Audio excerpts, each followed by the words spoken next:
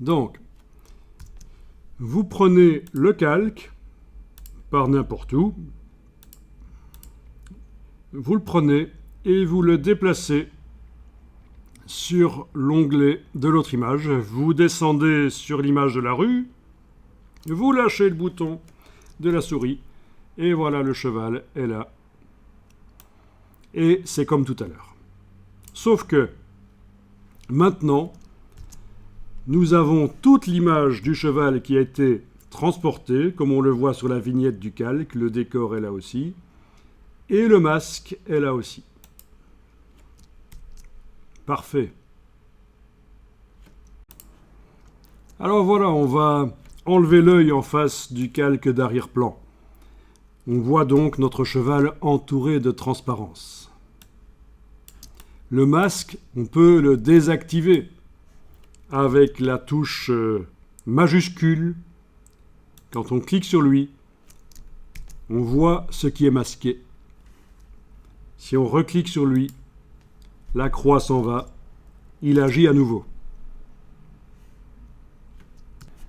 Donc, vous devez utiliser la touche majuscule, celle-ci, et non pas Caps Lock verrouillage majuscule, c'est bien la touche majuscule enfoncée.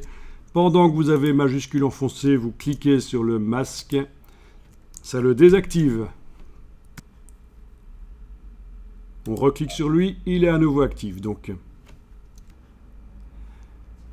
le damier de transparence, je ne sais pas si vous le sentez comme ça, mais il est assez désagréable, ça vibre. On va aller le modifier une fois pour toutes dans Photoshop pour tout le reste, toutes les autres images.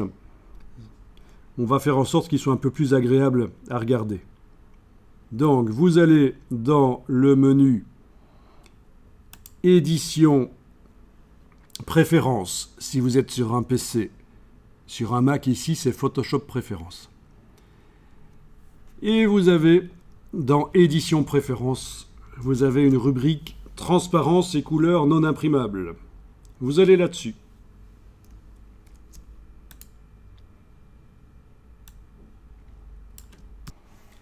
Alors voilà, on va choisir ici grille espacée, couleur moyenne. Déjà derrière, vous allez peut-être voir ce que ça donne. Vous avez vu que le damier a changé.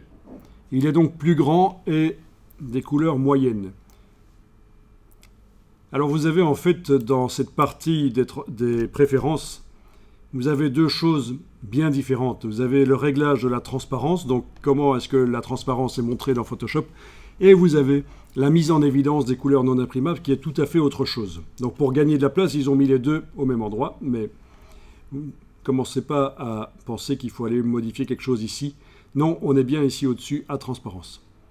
Alors ce qu'on va faire maintenant, c'est que les deux couleurs qui sont utilisées pour montrer la transparence, on va faire en sorte qu'elles soient plus proches l'une de l'autre. C'est-à-dire, si je clique sur la plus claire ici, je vais la foncer de manière à ce qu'elle ressemble plus à l'autre. Donc je clique sur la plus claire. Il y a une pastille ici sur le côté que je vais pouvoir baisser. OK. Et on teste. Et je refais jusqu'à ce que j'obtienne... Ah ben oui, il n'y a même pas besoin de cliquer sur OK. En bougeant la pastille là dans le sélecteur de couleurs, on voit directement derrière ce que ça donne. Vous confirmez. Voilà, et donc il faut avoir un damier, mais un damier avec des couleurs qui se ressemblent, un damier doux comme ça, c'est bien. Ce sera plus agréable pour l'œil pour toute la suite de l'explication. OK. OK. Et voilà. La transparence sera donc montrée dans toutes les images comme ça. Il est possible que la vignette se mette à jour dans quelques secondes pour que ça ressemble au damier que vous avez paramétré. Donc pour arriver à voir la transparence autour du cheval, tout à l'heure, nous avons enlevé l'œil en face du décor.